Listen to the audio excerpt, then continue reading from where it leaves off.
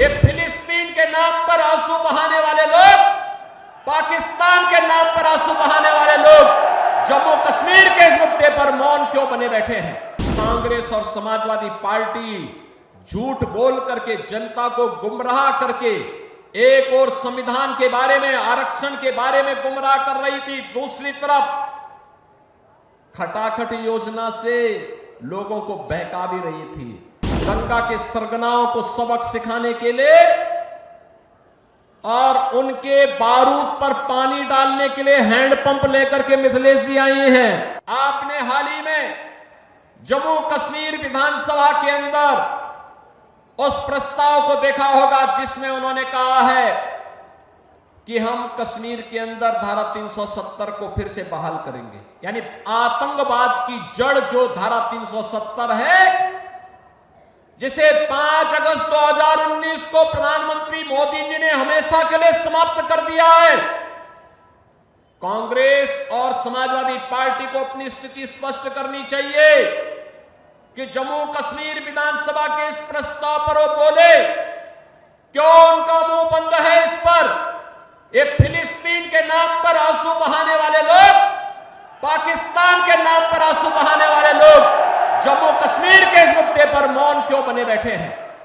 ये देश की एकता और अखंडता को चुनौती देने वाली स्थिति है और कोई भी भारतीय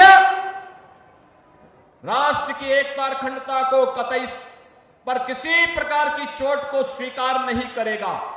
और बहनों और भाइयों, उसी का आह्वान करने के लिए मैं आपसे अपील करने के लिए आया हूं।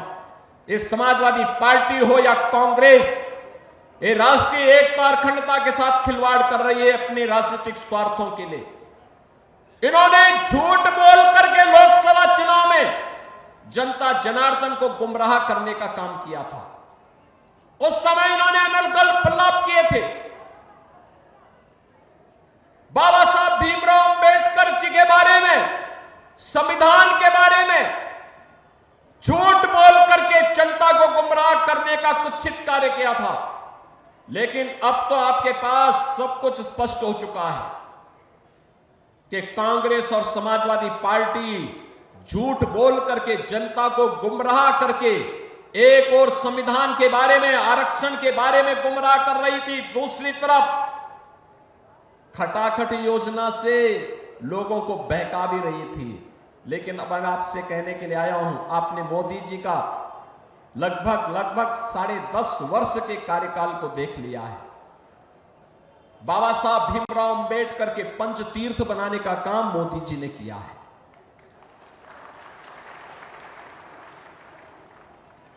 भारत रत्न के रूप में चौधरी चरण सिंह जी का सम्मान करने का काम ये मोदी जी के नेतृत्व में हुआ है।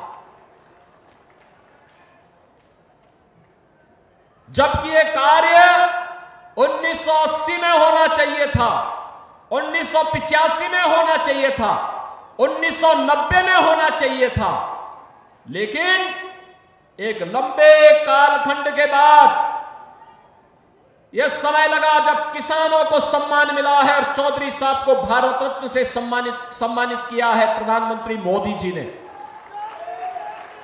बहनों और भाइयों, 1857 के प्रथम स्वातंत्र समर के दौरान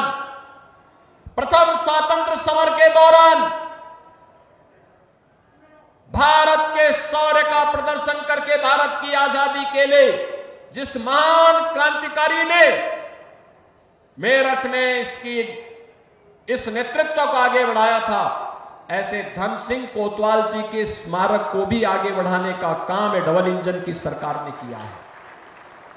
और इसीलिए मैं आज आपके बीच में आया हूं आपसे कहने के लिए, यह हमारा सौभाग्य है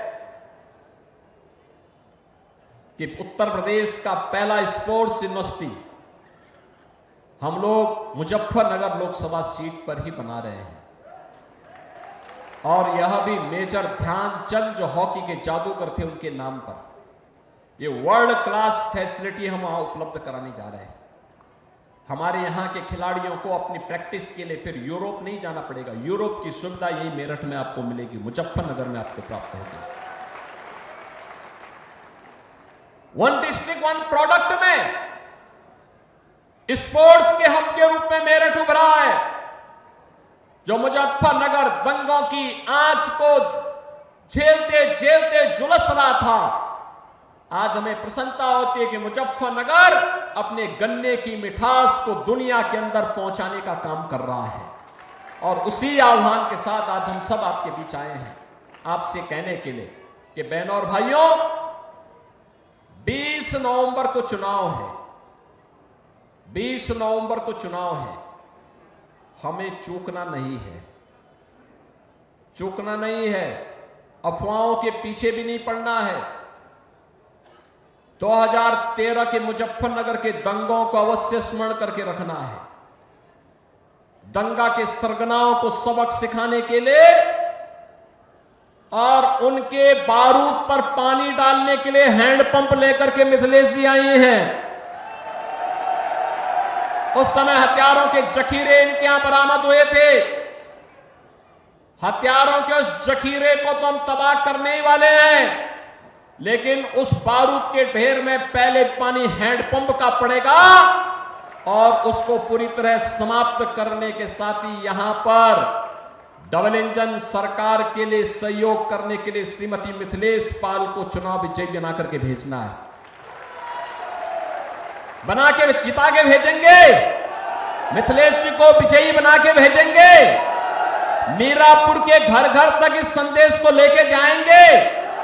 भाजपा और आरएलडी के सभी कार्यकर्ता घर घर जाकर के जनता जनार्दन से अपील करेंगे